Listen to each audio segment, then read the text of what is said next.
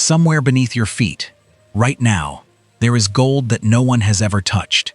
There are tunnels that were sealed on purpose, so that what they led to would never be found. There are shipwrecks resting not in the ocean, but in the middle of a desert, 100 miles from the nearest wave. And there is a gas seeping quietly out of some of the oldest rock on the planet, one that could rewrite how humanity powers itself for the next century. This isn't legend. This is documented, measured, excavated. Over the next few minutes, we're going to take you to 6 places on Earth where the ground gave up a secret it had been keeping for centuries, sometimes for over 1,000 years. A lost ship swallowed by sand, a labyrinth sealed beneath a sacred city, a vein of gold buried so deep that finding it required rewriting the mining industry's own math. This is the story of what the Earth hides, and why, eventually, it never quite manages to hide it well enough. In 1533, a Portuguese trading vessel named the Bom Jesus set sail from Lisbon, bound for India. It carried gold coin, copper, elephant tusks, and the hopes of an empire chasing new trade routes. Then a storm found it off the coast of Southwest Africa, and the ship, and everyone who knew where it went down, simply vanished. For 475 years, the ocean kept that secret. Then, in 2008, in one of the most restricted diamond mining zones on Earth, workers drained a lagoon along Namibia's coast and found something that should not have been there: a wooden hull, half buried in sand, in a place that used to be underwater and now very much wasn't. The coastline had shifted over centuries, and the sea had quietly handed the wreck over to the desert. Inside, they found nearly 2,000 gold and silver coins, a treasure valued at roughly $13 million, alongside navigational tools, weapons, and cargo untouched since the 16th century. It remains the oldest and most valuable shipwreck ever recovered on this coastline. Not because someone went looking for it, but because, for 1 week in the desert heat, the past simply refused to stay buried any longer. High in the Peruvian Andes sits Cusco, once the beating heart of the Inca Empire, and a city the Inca called the navel of the world. For centuries, locals told stories of tunnels running beneath its streets, a hidden network connecting the mighty fortress of Sacsayhuaman to the Temple of the Sun. Explorers who went looking for it were said to vanish. One account, centuries old, describes a man who entered searching for treasure and returned holding 2 bars of gold, the last anyone ever heard of what lay inside. For generations, it was dismissed as folklore. Then ground-penetrating radar and years of careful excavation confirmed what the legends had been saying all along: a labyrinth. The Inca called it the Chincana, stretching more than a mile beneath the modern city, built with precisely cut stone walls and roofed in hand-carved beams, completely invisible from the surface. Records even show that in the 19th century, after a string of accidents, the city's own governor ordered sections of it sealed off entirely. Someone, it turns out, wanted this labyrinth forgotten, and for nearly 200 years, it was. Geologists will tell you that the age of easy gold is over, that every shallow, high-grade deposit on the surface of this planet has already been found. And then, deep beneath Hunan province in central China, something broke that rule entirely.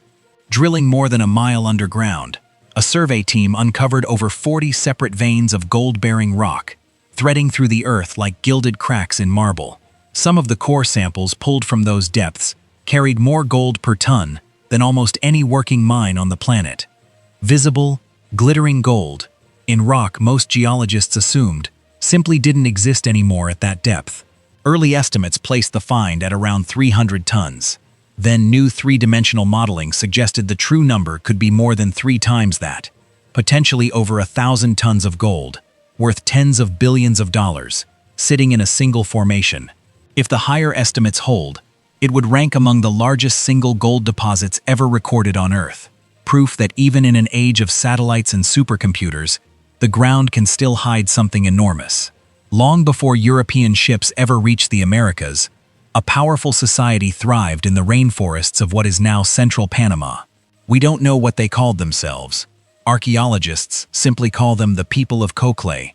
What we do know is how they buried their leaders, because the jungle floor near a site called El Caño kept the evidence intact for well over 1,000 years.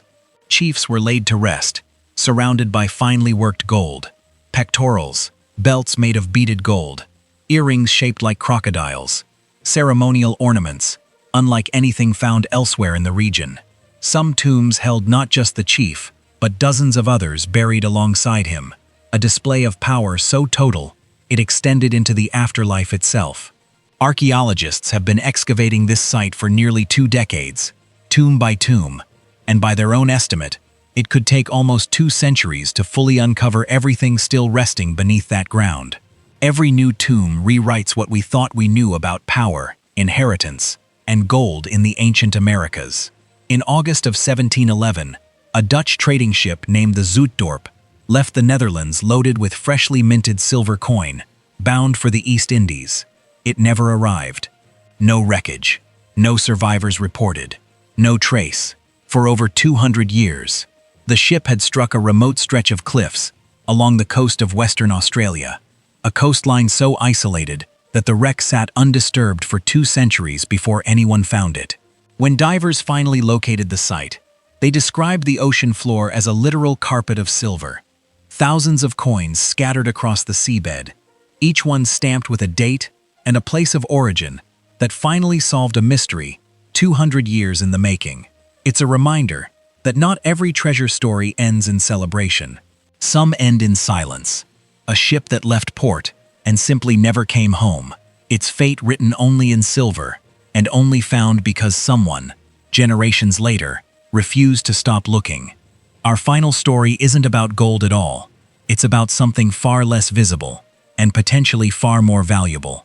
For decades, energy companies searched for oil and gas by drilling into rock formations we already understood.